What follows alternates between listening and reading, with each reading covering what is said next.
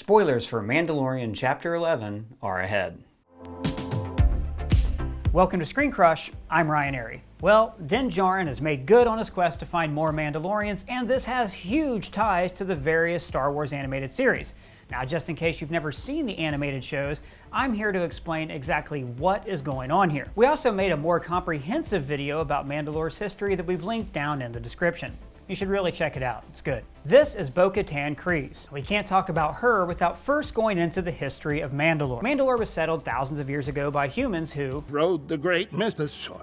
Those were giant dinosaurs that became the symbol of their people. They mined a mineral called Beskar, which could repel lightsaber attacks and blaster fire. So they became fierce armor-wearing warriors who were often at odds with the Jedi Order. For generations, my ancestors fought proudly as warriors against the Jedi. One of these Mandalorians, Ter Vizsla, actually became a Jedi and had a special lightsaber made called the Darksaber. When the Jedi Temple was sacked about 1,000 years BBY, the Mandalorians reclaimed the Darksaber for themselves. Alright, so why do we care? Because the Darksaber became a very important symbol to the Mandalorian people.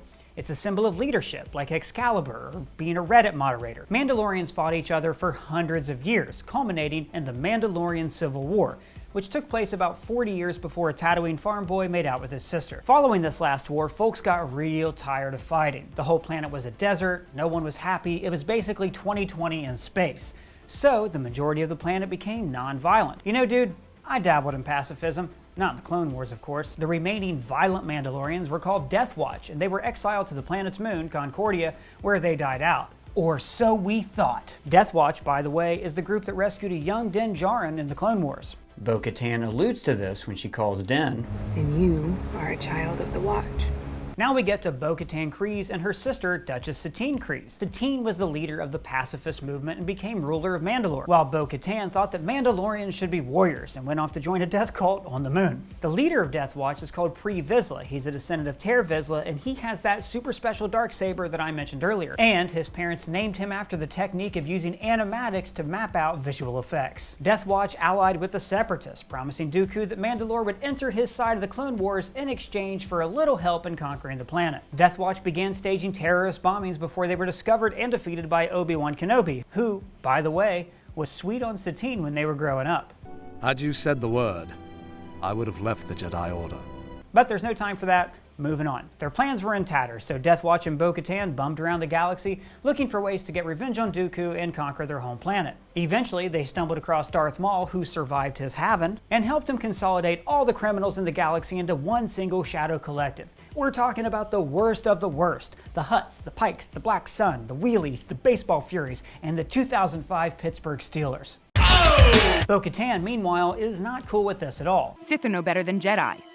They claim to be powerful, but we put these two back together after the Jedi gutted them. Maul hears her out and gives an O-Ren Ishii response. Doubt will only lead to failure. If you're unconvinced a particular plan of action I've decided is the wisest, tell me so. So their plan is to have the criminals cause some trouble in Mandalore so Pre Vizsla and Death Watch can swoop in and save the day, which is the plot of Dragonheart, R.I.P. Sir Sean. But surprise, surprise, Darth Maul can't be trusted. He turns on pre-visualization and defeats him in a duel. Only the strongest shall rule. By rights, this means that he now owns the Darksaber and leads all of Mandalore. But Bo-Katan is like, nah man. Never! No outsider will ever rule Mandalore. So she leads her own group, the Night Owls, in a civil war against Maul. Maul lures Obi-Wan Kenobi to Mandalore just so he can watch him murder Satine. So Bo-Katan leaves the planet searching for help. She and her number one, Ursa Wren, recruit a former Jedi Padawan named Ahsoka Tano. She used to be the Padawan of Anakin Skywalker, but she left the Jedi Order for creative differences. Ahsoka and some clone troopers help Bo-Katan and Ursa retake the planet. Now Bo-Katan is the rightful ruler of Mandalore. But then Order 66 happens and the Good Republic troops become evil occupying Imperial troops and everything gets 2020'd up. Bo-Katan refuses to do the Empire's bidding, she's kicked off the planet, and the Empire leaves this guy in control. Do you need to know the name of this guy? Not really, he's just some guy and he'll be dead soon. This is Sabine Wren. She's the daughter of highborn Mandalorian freedom fighter Ursa Wren. See, Mandalore is divided into clans and houses who pledge allegiance to one another. It works a lot like feudal Japan. KUROSAWA in space!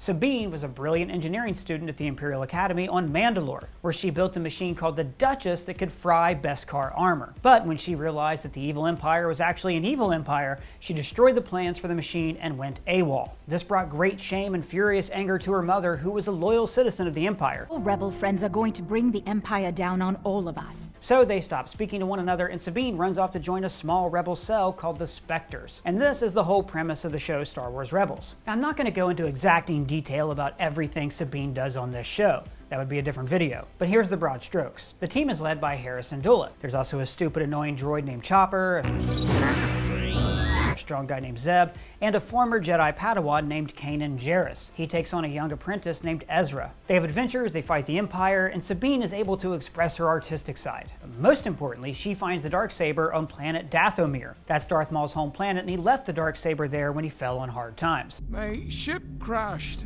I'm trapped, marooned. I've had to scrounge and scrape.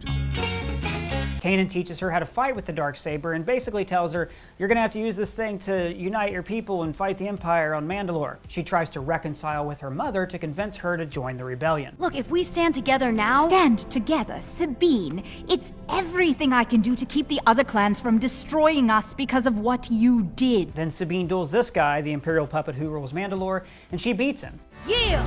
But then she shows mercy, last-minute retribution, followed by a surprise save from her mom.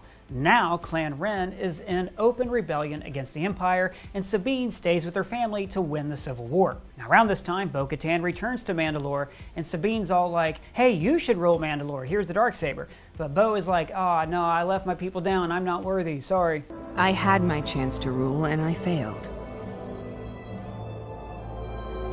I am not my sister. But then the Empire finishes Sabine's weapon of war and uses it against the rebelling Mandalorians. I helped enslave my people! After some adventurous hijinks, Sabine recalibrates the machine to fry stormtrooper armor, and the Empire is kicked off the planet. Finally, Bo-Katan accepts the Darksaber and her role as leader. I accept this sword for my sister, for my clan, and for all of Mandalore. Kanan dies, and just before the Battle of Yavin, the other Jedi, Ezra, disappears with some starships to parts unknown of the galaxy. So, after the Battle of Endor, Sabine and Ahsoka Tano leave to go look for him. Which could be why Bo-Katan says, There you'll find Ahsoka Tano.